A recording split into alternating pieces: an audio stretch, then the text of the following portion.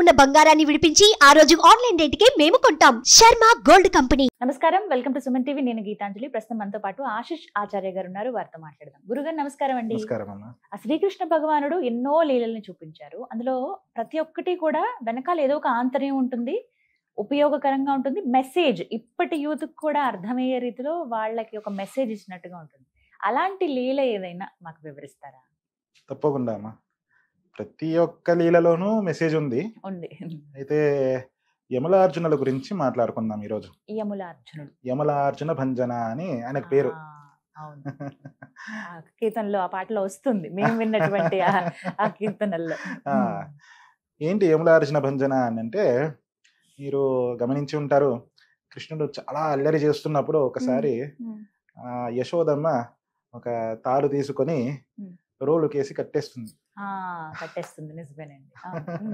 కట్టేసినప్పుడు కృష్ణుడు ఊరికే ఉండకుండా ఒక్కొక్క అడుగు వేసుకుంటూ పాకుతూ ఒక ప్రదేశానికి వెళ్తారు. అడవికి దగ్గరలో ఉండేటువంటి ప్రదేశం. ఆ ప్రదేశం దగ్గరికి వెళ్ళేటప్పటికి 2 పెద్ద చెట్లు, అర్జున వృక్షాలు. అర్జున అని ఆ వృక్షానికి పేరు. ఆ యమల అంటే 2 కలిపి పక్క పక్కనే ఉంది కాబట్టి ఆ యముల అర్జునులు అని దానికి అందుకే పేరు అనమాట. ఆ 2 చాలా దగ్గరగా ఉంటుంది. ఎవరు దాని మధ్యలో నుంచి వెళ్ళడానికి అవకాశం లేదు. అలాంటి వృక్షం లోపల దూరుతారు. ఆ 2 వృక్షాల మధ్యలో దూరి ఈ రోలు ఇరుక్కుపోతుంది.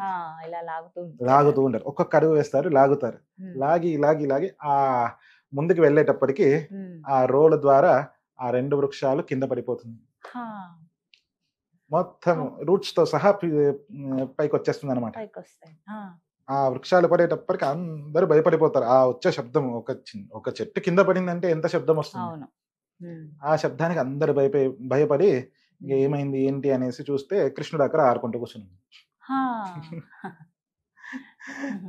ఇది వినడానికి మనకి ఇంత బాగా అనిపిస్తుంది, విశేషంగా విచిత్రంగా అనిపిస్తుంది. ఇందులో ఆంతర్యం ఉంది.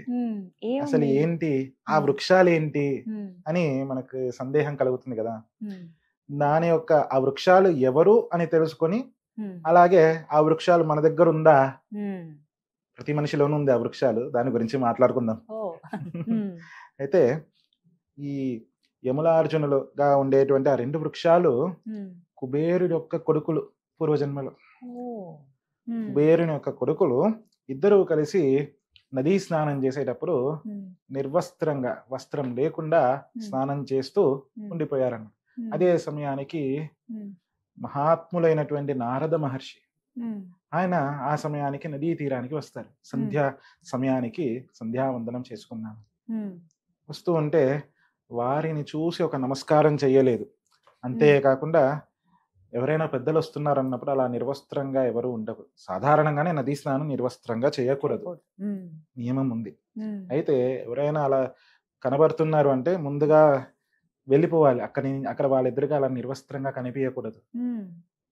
వెళ్ళకుండా అక్కడే నించున్నారు. అంతేకాకుండా అవమానకరంగా వాళ్ళని చాలా దూషించే విధంగా, అంటే ఓ నారద మహర్షి వచ్చారా, రండి రండి, మీరు కూడా రండి, మాతో పాటు స్నానం చేద్దరు, ఆడుకుందాము, అలా ఆయన మామూలు మనిషిగా చూసుకొని చేశారు కదా.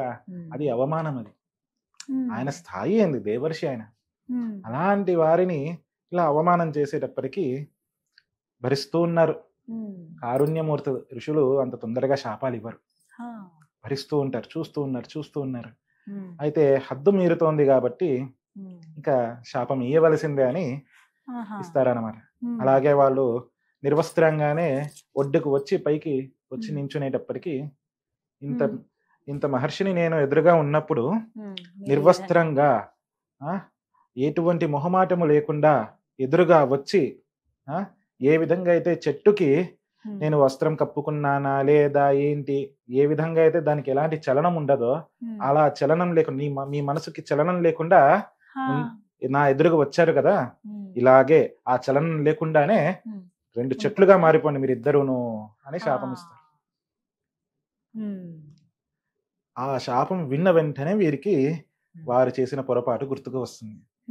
వెంటనే నమస్కరిస్తారు. నమస్కరించి క్షమాపణ వేడుకుంటారు. అంతేకాకుండా ఆ శాపాన్ని వాళ్ళు మీరు శాపం, ఎందుకంటే మహాత్ముల నోట శాపం వచ్చినా అది వరమే. కాబట్టి ఇంతటి మహానుభావులు మీరు, పెద్దవారు, మీరు ఇచ్చిన శాపాన్ని మేము స్వీకరిస్తామండి. కానీ మేము చేసిన పొరపాటు మాకు ఇప్పుడు తెలిసి వచ్చింది, దయచేసి మా పొరపాటుని క్షమించండి. పశ్చాత్తాపం చెప్తారు కదా, పశ్చాత్తాపాన్ని మించిన ప్రాయశ్చిత్తం లేదు ఉండదు అంటారు. అవునండి. అలాగా ఆ పశ్చాత్తాపానికి చాలా కారుణ్యమూర్తి నారద మహర్షులు. ఎందుకంటే ఋషులు అంటే కరుణ, వాళ్ళ యొక్క ఆభరణం ఋషులకి. వెంటనే ఆ నారద మహర్షి చెప్తారన్నమాట, నీవు చేసిన తప్పుని నువ్వు అర్థం చేసుకున్నావు, తెలుసుకున్నావు, పర్వాలేదు, మంచిది. అయితే మీ శాపంతో పాటే మీకు వరం కూడా ఇస్తున్నాను, స్వీకరించండి. మీరు అదే పనికి వెళ్ళాల్సిన అవసరం లేదు. ఆదిదేవుడు శ్రీమన్నారాయణుడు కృష్ణుడిగా అవతరిస్తారు. వచ్చినప్పుడు ఆయనే మీ దగ్గరికి వస్తారు. ఆయన స్పర్శ మీకు కలుగుతుంది. స్పర్శ కలిగి మీకు అప్పుడు శాప విమోచనం అవుతుంది. శాప విమోచనం అయిన తర్వాత పరమాత్ముడు ఎదురుగా ఉన్నప్పుడు ఆయన ఎదురుగా నించొని మీరు స్తోత్రం చెప్తారు. ఎవరికి కలుగుతుందండి ఆ భాగ్యము? అదృష్టం అసలు, భగవంతుణ్ణి చూడాలంటేనే. అయితే ఆ విధంగా వారు చాలా సంవత్సరాలు, కొన్ని యుగాలు ఎదురు చూశారు. ఎదురు చూసి చూసి చూసి ఆ తర్వాత ఆఖరిన కృష్ణుడు వచ్చి వారికి శాప విమోచనం చేశారు. ఇందులో మనకు సందేశం ఏముందండి అంటే ఏం చెప్పదలుచుకున్నారు కృష్ణయ్య? మనకి ఏదైనా చాలా విశేషమైనది మనకు కలగాలి అన్నప్పుడు ఓపిక చాలా ముఖ్యం. వాళ్ళు యుగాల కొద్దీ వాళ్ళు ఓపికతో ఎదురు చూశారు. అంతేకాకుండా ఇంకొక సందేశం, చాలా ముఖ్యమైన సందేశం ఇంకొకటి ఏంటి అంటే, మనకంటే పెద్దవారు వయస్సులో గాని, వారి యొక్క ఎక్స్పీరియన్స్లో గాని, అంటే మనం పుట్టి వయసునే కాకుండా జ్ఞానంలో గాని, అనుభవంలో గాని, అలాగే ఎవరైనా మనకంటే పెద్దవాళ్ళు లేదా స్థాయిలో గాని, ఇప్పుడు పీఠాధిపతులు కొంతమంది ఉంటారు, వయసులో మనకంటే చిన్న పిల్లవాళ్ళు అన్నట్టుగా కనిపిస్తారు. వారి స్థానం ఏంటి? వారి పీఠానికి అధిపతులు. ఎంత తల్లి తర్వాత తండ్రి కూడా ఆ పీఠాధిపతికి నమస్కారం చేయవలసింది. అందుకే ఆ స్థానానికి అలా వారిని చూసి, వారు ఏదైనా మనకు శాపం ఇచ్చినా, అలా పెద్దవాళ్ళు ఎవరైనా సరే, శాపమనే కాదు, ఎవరైనా ఒక కోపంగా ఒక మాట అన్నా ఇప్పటి కాలంలో మనం అంతా ఏం చేస్తాము, వెంటనే అదేంటి నన్ను ఎందుకు అంటున్నారు, వారు కదా చేసింది, మనము ఇమ్మీడియట్ రెస్పాండ్ అయిపోతాం, రియాక్ట్ అయిపోతాం. రెస్పాండ్ కాదు, రియాక్ట్ అవుతాం. అలా రియాక్ట్ అవ్వకూడదు. పెద్దవాళ్ళు ఏమైనా చెప్పారు అంటే అందులో మనకు మంచి ఏదో ఒకటి ఉంటుంది. అది మనకు చిన్న విషయంగా అనిపిస్తుంది, ఎందుకంటే సాధారణంగా అందరూ చెప్పే విషయమే అనిపిస్తుంది, కానీ కృష్ణుడు ప్రాక్టికల్ గా చూపించారు ఈ విషయాన్ని. అలా వాళ్ళు ఆ యమలార్జునులు ఇద్దరు కూడాను నారద మహర్షికి ఎదురు చెప్పలేదు. వెంటనే వారు నమస్కరించి స్వీకరించారు. ఆ విధంగా స్వీకరించడం వారిద్దరే కాదు, సాక్షాత్ కృష్ణుడే స్వీకరించాడు. ఎవరి దగ్గర? గాంధారి దగ్గర. గాంధారీదేవి శాపం ఇచ్చినప్పుడు, అమ్మా నీవు 100 మంది కుమారులని పోగొట్టుకొని ఆ కడుపు కోతతో ఉన్నదానివి, ఆ బాధలో చెప్పావు, తప్పకుండా స్వీకరిస్తాను, ఎందుకంటే నీవు కూడా నాకు తల్లితో సమానం అని ఆ స్థానాన్ని ఇచ్చి స్వీకరించారు. వయస్సులో కానీ అనుభవంలో కానీ నా తల్లితో సమానురాలని అయినటువంటి దానివి, నా మేనత్తకు అక్కవి, కాబట్టి నీ శాపాన్ని నేను స్వీకరిస్తున్నాను. అలా పరమాత్ముడే స్వీకరించినప్పుడు మనం ఎంతటి వాళ్ళము? ఎవరైనా ఒక చిన్న మాట, ఏదైనా మనం తప్పు చేసినా చేయకపోయినా ఆ సమయానికి వారి కోపము ఉన్నప్పుడు ఆ కోపాన్ని శాంతించడానికి ఆ టైంలో మనం స్వీకరించి తర్వాత వాళ్ళు శాంతించిన తర్వాత వారికి నచ్చజెప్పాలి. కాదండి ఆ సమయంలో ఇలా జరగలేదు ఇది అని చెప్పుకోవాలి. అదొక్కటే. అయితే ఇంకొక విషయము, మనలో ఇందాక చెప్పాను కదా, మనలో ఉన్నాయా 2 చెట్లు అని. మనలో ఆ 2 చెట్లు ఏమిటి అసలు? అహంకారం, మమకారం. నేను అనేది అహంకారము, నాది అనేది మమకారం. ప్రతి మనిషిలో ఉండేదే. అహంకారం ఓకేనండి, అది ఎలా అయినా సరే పోవాలి, మనిషి కొంటుకోవద్దు. మరి మమకారం ఎందుకు ఉండకూడదు?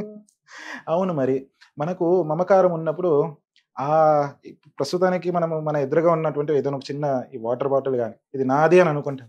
ఎవరైనా దాహంతో వస్తారు, చాలా దాహంతో వస్తారు. మన ఎదురుగా ఉన్నప్పటికీ మనము ఆ దాహాన్ని తీర్చడానికి ఆ నీళ్ళని ఇయ్యలేదు అంటే మనం చేసింది తప్ప లేదా మంచి పని కదా. ఆ విధంగా నాది ఈ ప్రపంచంలో ఉన్న విషయం, మనము ఈ సృష్టిలో రావడానికి ముందు అంటే మనం పుట్టడానికి ముందు కూడా ఈ సృష్టి ఉన్నది. మనం ఈ శరీరం విడిచి వెళ్ళిపోయిన తర్వాత కూడా ఈ సృష్టి ఉంటుంది. ఇప్పుడు నాది అనేది ఏముంది చెప్పండి? నాది ఉండకూడదు, నాకు మాత్రమే ఉందనేది కూడా ఉండకూడదు. అహంకారం, నేను మాత్రమే, నేను చెప్పిందే.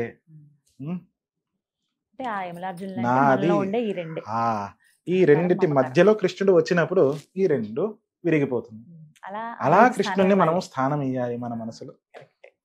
అంటే ఇది ఆధ్యాత్మికంగా అలాగే లౌకికంగాను మనకి ఈ సంఘటన మంచి సందేశాన్ని ఇస్తుంది.